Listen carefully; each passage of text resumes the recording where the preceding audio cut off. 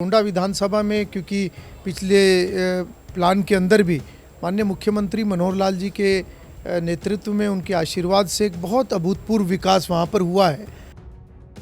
पिछले 7 वर्षों में, क्योंकि अब ये दूसरा कार्यकाल है, 7 वर्षों में एक व्यवस्थाओं को बदलने का काम मुख्यमंत्री मनोहर लाल जी ने हरियाणा प्रदेश के अंदर किया है। दुर्भाग्य है कि हम इस बात का अनुभव करते हैं कि कांग्रेस के सदस्य कभी भी अच्छे कार्यों की सराहना नहीं करते। किसान आंदोलन की आड़ में जहां कांग्रेस ने एक राजनीति की, मैं कहूँगा एक गंदी राजनीति कांग्रेस पार्टी ने वहां पर की, उसका नतीजा उनके सामने वहां पर आया है। हरियाणा की राजनीति में एक बड़ा नाम है हरविंदर कल्याण, घरोंडा हल्के से विधायक हैं और बड़े सुलझे हुए एक नेता, अपनी बात को बड़े साफ तरीके से सरकार के सामने रखने वाले, कहीं ना कहीं नाराजगी भी पेश करके अपनी बात को मनवाने वाले नेता हरविंदर कल्याण मेरे साथ में हैं। कल्याण साहब, बजट सत्र चल रहा था, आपके हल्के की मुख्य समस्याएं क्या थी, कितनी पूरी हुई, अभी और कितना काम बाकी? देखिए, जब भी विधानसभा का सत्र होता है, निश्चित रूप से हर विधायक अपने विधानसभा की बात रखता है, मगर उससे पहले किसी भी विधायक की जिम्मेवारी पूरे जो एक प्रदेश के हितों की बात, जो मुद्दे हैं, जो अन्य इस प्रकार की जो भी बातें हैं, जो विधायी कार्य है, उसके ऊपर सबका फोकस रहता है। और जहाँ तक विधानसभा के कामों की बात है, मैं समझता हूँ कि घरोंडा विधानसभा में क्योंकि पिछले प्लान के अंदर भी माननीय मुख्यमंत्री मनोहर लाल जी के नेतृत्व में उनके आशीर्वाद से एक बहुत अभूतपूर्व विकास वहाँ पर हुआ है। और समय समय पर जब भी कोई मांग विकास के नाते कोई आती है तो मुख्यमंत्री जी उनको उसी तरीके से आगे बढ़ाते भी हैं। और मैं समझता हूँ कि कुछ चीज़ें होती हैं जिनको विधानसभा में रखने की ज़रूरत पड़ती है, और कुछ चीज़ें ऐसी हैं जो रूटीन के में भी वो काम होते हैं, क्योंकि भारतीय जनता पार्टी का एक काम करने का बिल्कुल अलग तरीका है। ख़ासतौर पर मुख्यमंत्री मनोहर लाल जी का हमने काम करने का जो एक ढंग देखा है कि जो भी जनहित का कोई कार्य होगा, कोई भी लोगों की समस्या होगी, तो मुख्यमंत्री जी बड़ी संजीदगी के साथ उसका हल निकालने का प्रयत्न करते हैं। और मैं समझता हूं कि जिस तरीके से पिछले 7 वर्षों में, क्योंकि अब ये दूसरा कार्यकाल है, 7 वर्षों में एक व्यवस्थाओं को बदलने का काम मुख्यमंत्री मनोहर लाल जी ने हरियाणा प्रदेश के अंदर किया है। और बहुत से ऐसे कार्य होते थे जो विधायकों का अधिकतर समय उसमें चला जाता था। जब से मुख्यमंत्री जी ने व्यवस्थाओं में पारदर्शिता वो लेकर आए हैं, उन्होंने एक ऑनलाइन सिस्टम को बढ़ावा दिया है, उन्होंने ट्रांसफ़र पॉलिसी लागू की है, बहुत सारी सेवाएं जो कि ई सेवा के माध्यम से घर बैठे लोगों को उन योजनाओं और सेवाओं का लाभ मिलता है। मैं समझता हूं कि एक ऑटो मोड पर जब काम चलते हैं तो विधायकों को और भी समय कंस्ट्रक्टिव काम करने के लिए और अधिक विकास के कार्यों की तरफ फोकस करने के लिए समय मिलता है। इसका पूरा श्रेय मुख्यमंत्री मनोहर लाल जी को जाता है। और हाल ही का जो विधानसभा का जो बजट सत्र है, इसमें भी मुख्यमंत्री जी ने वित्त मंत्री होने के नाते तीसरा बजट ये पेश किया है। और मैं समझता हूँ कि 1,77,000 करोड़ का लगभग का जो ये एक बजट उन्होंने पेश किया है, एक अभूतपूर्व बजट ये है जिसमें बहुत सारी चीज़ें देखने को मिलती हैं। और इसमें ना केवल अगली योजनाएं, बल्कि मैं तो यहाँ तक कहूँगा कि जो पिछले 7 वर्षों का भारतीय जनता पार्टी का हरियाणा प्रदेश में जो कार्यकाल है, मुख्यमंत्री जी के नेतृत्व में जितने नई उपलब्धियाँ, जितने नए काम जो अलग अलग क्षेत्रों में जो प्रदेश आगे बढ़ा है, उन सब की झलक भी इस बजट के अंदर वो देखने को मिलती है। और उन सभी दिशाओं में सरकार आगे बढ़ रही है। कांग्रेस का बात करें तो नेशनली इस बात है कि सीएलपी जो यहाँ पर लगातार मीटिंग करती थी, प्री बजट मीटिंग्स के अंदर भी जो है उनसे सुझाव मांगे थे, लेकिन कहीं ना कहीं नाराज़गी और कहीं असंतुष्टि जो है वो हमेशा से जारी रहती है। सभी आप लोग इस बजट को बहुत प्रदेश के हर वर्ग के लिए अच्छा बताते हैं, लेकिन उनके नज़रिए से ऐसा क्यों नहीं है? देखिए, विपक्ष का काम होता है किसी भी कार्य के अंदर कोई अगर कमी है तो उस कमी को उजागर करना, और विपक्ष अपनी भूमिका समय समय पर निभाता है, इसमें कोई शक नहीं। पर जहाँ तक कांग्रेस की बात है, मैं स्पष्ट रूप से ये कहना चाहूँगा कि कांग्रेस ने सत्ता में रहते हुए भी और विपक्ष में भी कभी भी उस जिम्मेवारी के भाव से कार्य नहीं किया। क्योंकि आज जितनी भी व्यवस्थाएं बिगड़ी हुई हैं, ये सभी कांग्रेस पार्टी के लंबे समय तक जो एक शासनकाल उनका रहा, ये उसी की देन है।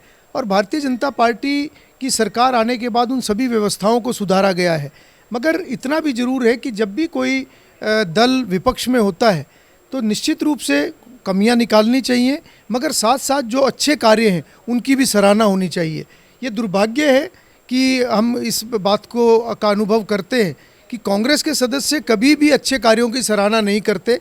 हर अच्छे काम में भी गलत तरीके से उसे पेश करके लोगों को कहीं ना कहीं वर्गलाने का काम करते हैं, उनको पथभ्रष्ट करने का काम करते हैं, मिसगाइड करने का काम करते हैं, और वो एक जिम्मेवार जो एक विपक्ष की भूमिका है उससे कहीं ना कहीं आज प्रदेश वंचित है। आप इतने सीनियर लेवल के लीडर हैं, मैं एक चीज़ आपसे बड़े क्लियर एक्सपेक्ट करूँगा ईमानदारी से। जो आप पार्टी की राजनीति जिस तरीके से आ रही है पंजाब के अंदर, जिस तरीके का रिजल्ट आया, पहली बात क्या वो एक्सपेक्टेड था या नहीं? क्या उस राजनीति का हरियाणा की राजनीति पे कोई प्रभाव पड़ने वाला है? ये तीसरा मेरा इसमें सवाल ये रहेगा कि फ्री की जो राजनीति है वो कितनी कारगर है? देखिए, जहाँ तक चुनावों की बात है, चुनाव में हमेशा जनता जनादेश देती है। 5 राज्यों के चुनाव में एक बहुत ही अच्छा नतीजा भारतीय जनता पार्टी के पक्ष में आया है।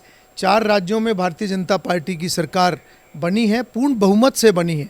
जहाँ तक पंजाब का सवाल है, पंजाब के अंदर क्योंकि एक ऐसा वातावरण बन चुका था कि वहाँ पर किसान आंदोलन की आड़ में जहाँ कांग्रेस ने एक राजनीति की, मैं कहूँगा एक गंदी राजनीति कांग्रेस पार्टी ने वहाँ पर की, उसका नतीजा उनके सामने वहाँ पर आया है।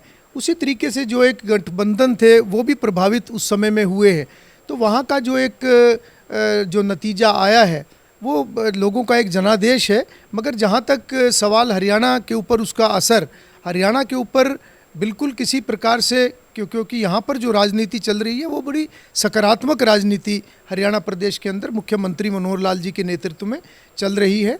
और पिछले 7 वर्षों में जो आम जन जो प्रदेश का है, आम आदमी, गरीब आदमी, जो कमज़ोर वर्ग, उन सब के लिए बहुत अच्छी योजनाएं बना के यहाँ पर काम किया गया है।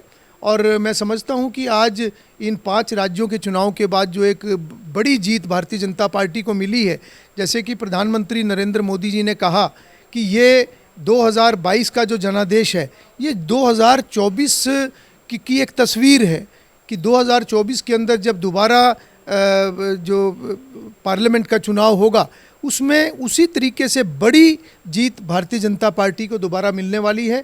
हरियाणा प्रदेश भी जो आज दूसरी बार भारतीय जनता पार्टी की सरकार यहाँ पर बनी है, तीसरी बार भी हरियाणा प्रदेश के अंदर भारतीय जनता पार्टी डगर कहीं ना कहीं जो है आसान नहीं रहने वाली। बहुत बड़ी संख्या में लोग, वो बीजेपी के भी हों, कांग्रेस के, किसी भी पार्टी से ताल्लुक़ रखने वाले लोग, वो तमाम लोगों की बड़ी एक फेहरिस्त है, बड़ी एक लाइन है जो आम में कूद रही है। देखिए, भारतीय जनता पार्टी कुछ नेताओं से नहीं चलती। भारतीय जनता पार्टी का एक संगठन वो एक विचार से बंधा हुआ संगठन है।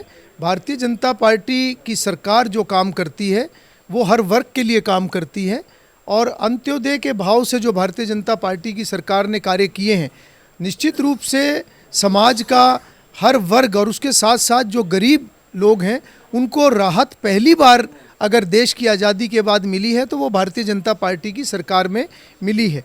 ये बात सही है कि जब भी राजनीति में कोई परिवर्तन होता है तो कुछ लोग उसमें बहुत जल्दी उनका रिएक्शन आता है, पर हरियाणा के बारे में मैं स्पष्ट रूप से ये कहना चाहूँगा कि यहाँ पर लोग पूरे तरीके से भारतीय जनता पार्टी की सरकार के साथ है, और यहाँ के किए हुए कार्यों को लोगों का एक पूरा समर्थन मुख्यमंत्री मनोहर लाल जी को मिला हुआ है।